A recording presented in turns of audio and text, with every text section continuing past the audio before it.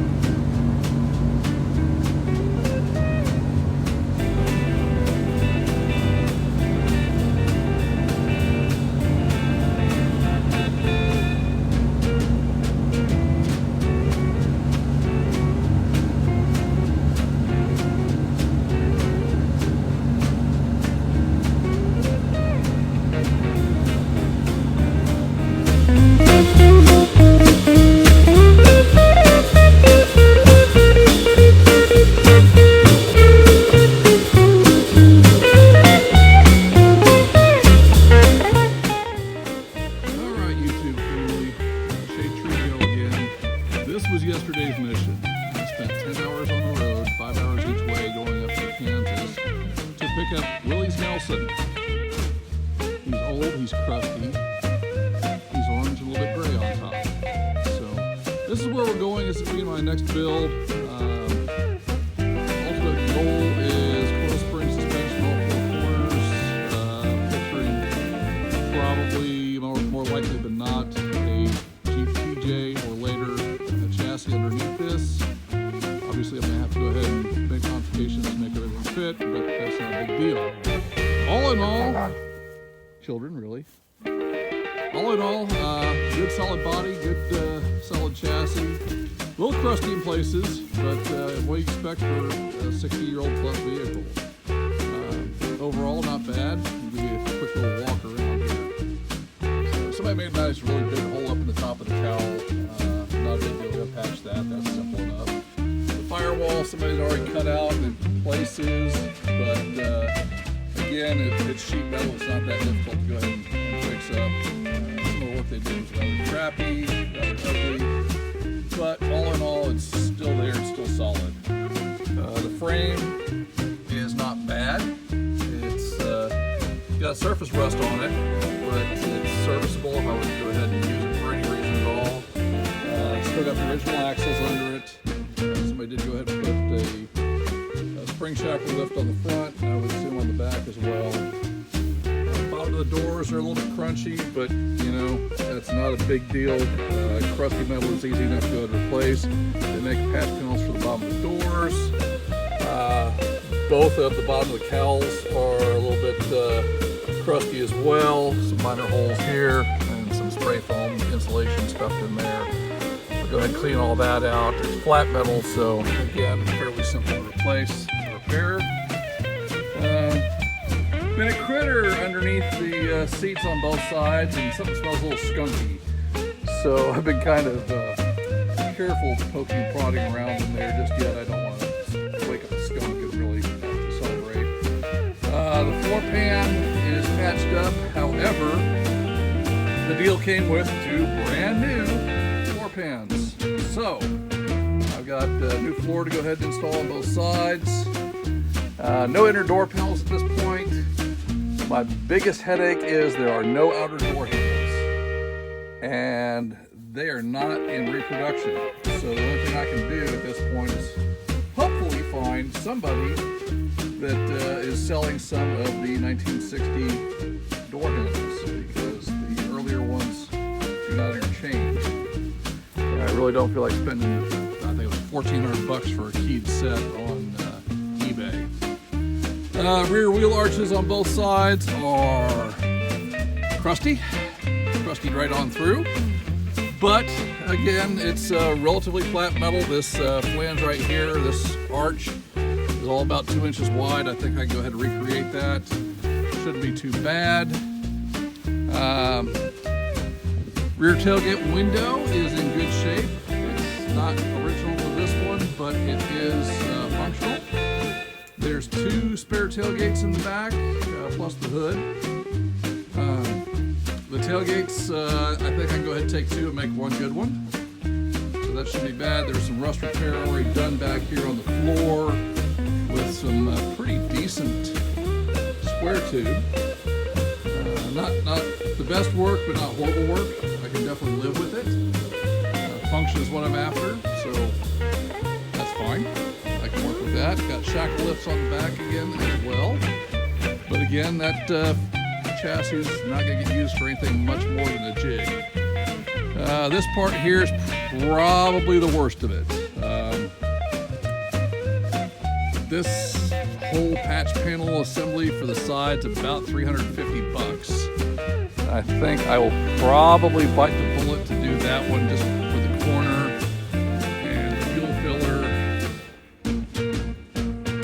Debating on the fuel filler. Depending on what I do, I may have to move the fuel filler to the other side, which would be more practical anyway. So that may get disappeared and move to the other side. Where that silly ass antenna mount used to be.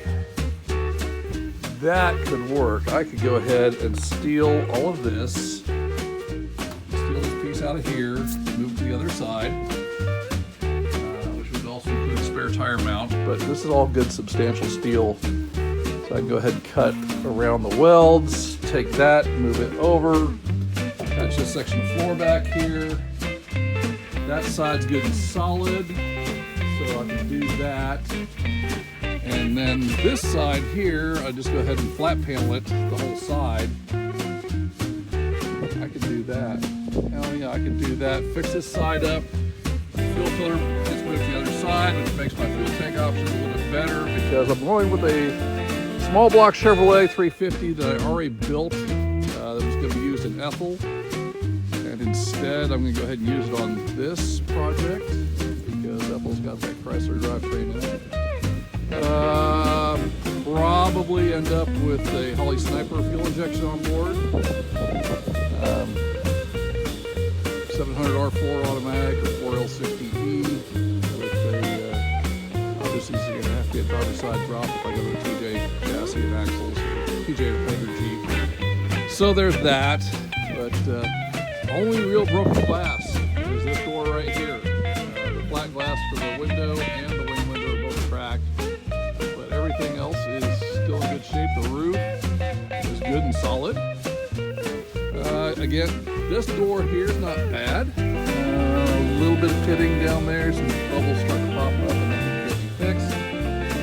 That hole right there, if I do the side panel like I'm thinking about doing, that'll be a non-issue. Or worst case is I can either way, we'll get to that when we get to that. Right here, again, the bottom of the cowl, a little bit of cancer there, but not horrible. A little bit of cancer back here at the end of the fender. Actually, cancer cracking. We can fix that up though, so not a big deal there. All in all, it's good and solid. The guy I picked it up from was trying to suggest that these fenders were widened at some point by somebody. And that's not the case. These are as original. That's kind of funky about it. Like I said, the hood's inside the truck right now. I took it off because there's no latches for it, so it's easier to transport without the hood installed. We'll get to this. As it stands, my wife went ahead and set out the mandate that I really can't start in on this until I get the shop finished. Children. So, with that being said, the slab should get poured probably February or early March, depending on how the weather treats us. That's the game plan. Once the slab's poured, I can go ahead and start hanging purlin and sheet metal. But once all that's done, I'll have a shop to work out of, and I can really start in on this one in earnest. So I got to thinking about names yesterday because, you know, it was a 5-hour drive home and had nothing better to do. And initially I'm thinking, okay, well, it's orange. It's an orange Jeep. OJ, yeah, not Simpson. Orange Julius, okay, so Julie. Yeah, okay, that's really reaching. And then it hit me. It's a Willys. It's orange, it's rusty. Redheads are rusty, copper tops, okay. It's got primer coming through on the roof and it's got some gray showing. It's old. Willys Nelson. That's where I ended up at. So stick around because I'm going to go ahead and video all the details on this build as we go. I didn't do that with Ethel because YouTube really wasn't a thing when Ethel first started, and now it is, and it kind of makes sense. So the plan is to go ahead and turn this into daily driver material, and Lord willing, that's what's going to happen. I don't want to go nearly as tall as Ethel. I don't want to go monster truck status. I think the height on this one's probably where it's going to stay more or less. I want to make it easy for Kim to be able to get in and out of because she's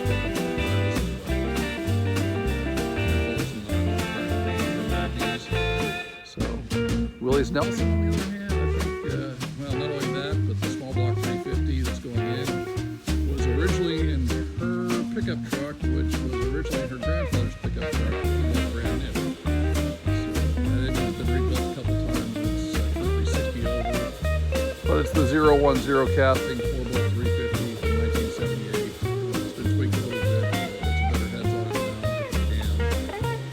and it should work well for what we want to do. So I'm not going to hot rod this. It's going to be a daily driver, enjoyable type ride. So anyway, that's enough of me talking. That's where we stand right now. That's what this build's going to be all about. And as things start to happen, I'll go ahead and start to get more video up. We'll talk to you later. All right, apologize. I didn't set up the camera tripod. I'm using my phone today. And yeah, all this stuff here was underneath the seat mounts. Okay, this is basically like a toolbox on either side, and there's a big old rat nest in there. And I know it was a big old rat nest because while I was in the process of cleaning out, there's a big old rat that got evicted, and he ran off. So hopefully the cats will do their thing and take care of him, because I don't want him eating everything in the barn. But again, not a big deal. It was like this on both sides. And there's snake skins in there, so obviously there's snakes in there at some point. But thankfully, in spite of the snakes, there's no actual snake in there, and no skunk. So whatever the skunky smell is, apparently didn't relate to this. At least anything happened today. So that's good news. On that note, like I said, this is on both sides, and unfortunately, it doesn't go all. It does go all the way through, but there's that transmission hump in the middle. So getting completely through there isn't easy as one might think. And I have to take some compressed air and the vacuum cleaner to finish getting the rest of this out. But at least Ricky the rat got his eviction notice, so we shouldn't have any more problems with that.